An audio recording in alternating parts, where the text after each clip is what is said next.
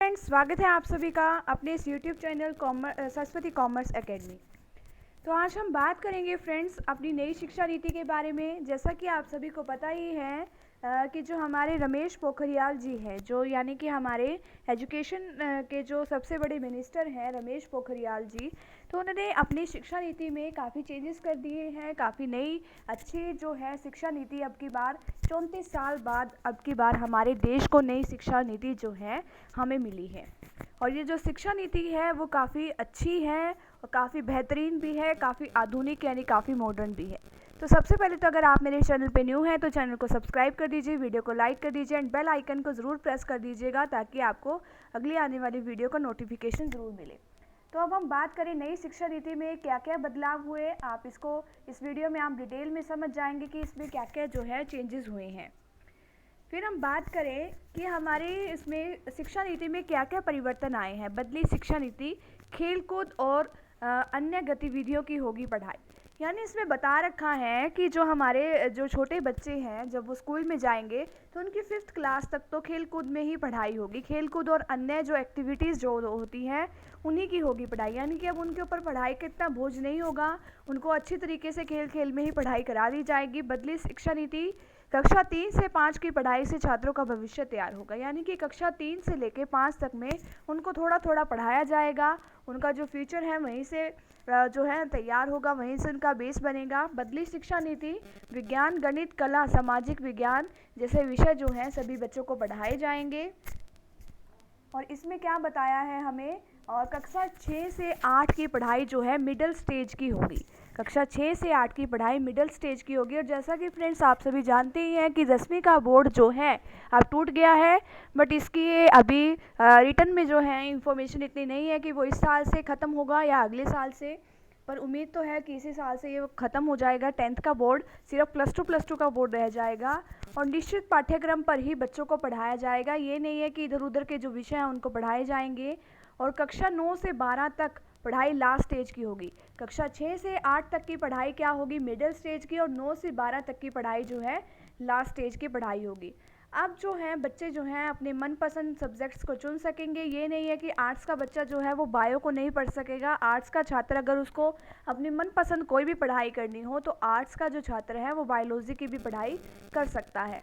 Commerce का जो एक स्टूडेंट है वो हिस्ट्री भी पढ़ सकता है। ये नहीं है कि उसने कॉमर्स ले ली तो वो कुछ और सब्जेक्ट नहीं पढ़ सकता, उसको जो पसंद हो वो उसका पढ़ सकता है। अब जो शिक्षा का अंग्रेजीकरण होगा ख़त्म, इसमें क्या बताया गया है कि 5वीं तक की जितनी भी पढ़ाई होगी वो मातृभाषा में होगी। यानी कि जो स्कूल वाले मनमानी करते थे इंग्लिश भाषा के ऊपर, तो अब वो उसकी मनमानी नहीं होगी। वो 5वीं तक की जितनी भी पढ़ाई है वो अपनी मातृभाषा में होगी, यानी कि हिंदी में वो पढ़ाई होगी। नेक्स्ट इसमें बता रखा है कि अंग्रेजी में पढ़ाई की अनिवार्यता अब नहीं रहेगी। अंग्रेजी भाषा सिर्फ एक विषय के तौर पर ही पढ़ाया जाएगा। जिस तरीके से और विषय पढ़ाए जाते हैं उसी तरीके से एक अंग्रेजी भी उसी तरीके से पढ़ाया जाएगा।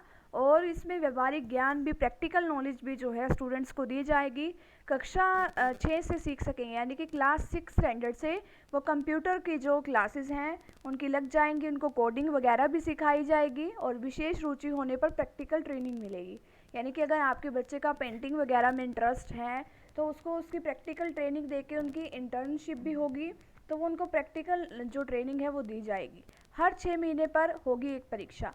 यानी कि हर एक 6 महीने पर, जैसे कि सेमेस्टर सिस्टम होता है उसी तरीके से एक परीक्षा जो है वो होगी दोनों सेमेस्टर के नंबर जोड़कर। यानी कि एक बार में एक परीक्षा 6 महीनों के बाद एक और फिर 6 महीनों के बाद एक, तो दोनों सेमेस्टर के नंबर जोड़कर जो भी आएगा वो रिज़ल्ट जो है उसके बेसिस पे तैयार किया जाएगा। छात्र के व्यवहार, यानी कि उसका बिहेवियर क्या है। एक्स्ट्रा करिकुलर एक्टिविटीज़, यानी कि और वो किन किन गतिविधियों में भाग लेता है तो उस पर भी ध्यान दिया जाएगा। वो भी जो छात्रों के मार्क्स हैं उसके आधार पर भी दिए जाएंगे। सारी बातों को ध्यान में रखकर ही रिज़ल्ट तैयार होगा। ये नहीं है कि जो लास्ट में जिस तरीके से पहले रिज़ल्ट तैयार होता था कि लास्ट में उसने जो पेपर दिए उसके बेस पर रिज़ल्ट तैयार होगा, अब की बार ऐसा कुछ नहीं है। अब जो बात आती है कॉलेज एडमिशन्स की, कॉलेज एडमिशन्स भी क्या हो गए, बिल्कुल इजी हो गए हैं। कॉलेज एडमिशन में कॉमन एप्टीट्यूड टेस्ट देना होगा। अगर किसी बच्चे को लगता है कि उसके +2 में मार्क्स जो हैं अच्छे नहीं हैं तो सभी कॉलेजेस के लिए एक स्कीम चला दी, कॉमन एप्टीट्यूड टेस्ट दे सकता है कोई भी स्टूडेंट, और उसको बोलते हैं कैट का टेस्ट। तो कैट का टेस्ट क्वालिफाई करने के बाद वो क्या कर सकता है, अपना जो है नंबर ले सकता है अपने। और इसमें क्या होगा, हमारी एक साल में जो पढ़ाई है, जो बोर्ड परीक्षाओं के नंबर जो है कैट नंबर जोड़कर एडमिशन जो है उन बच्चों का हो सकेगा।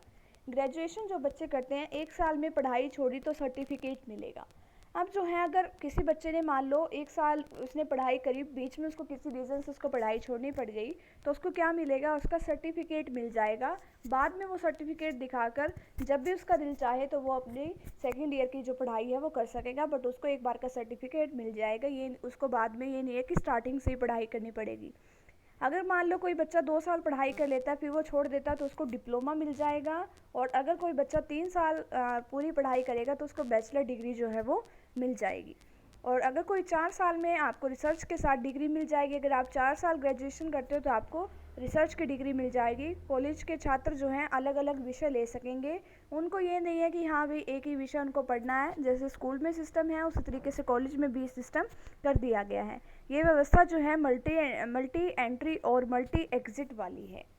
और किताबों का बोझ जो है कम होगा और बच्चों को ज्ञान जो है वो ज़्यादा होगा, ऐसे हमारे रमेश पोखरियाल जी ने हमें ये बताया है। और बदले फॉर्मेट से बदलेगा फ्यूचर, और जो हमारा फॉर्मेट है और जो से हमारा फ्यूचर है वो हमारा बिल्कुल ही बदल जाएगा। यानी कि अब हमारा जो एजुकेशन सिस्टम है वो बिल्कुल अच्छे तरीके से सुधर जाएगा और हम इससे बढ़िया पढ़ाई भी कर सकते हैं। Thank you very much.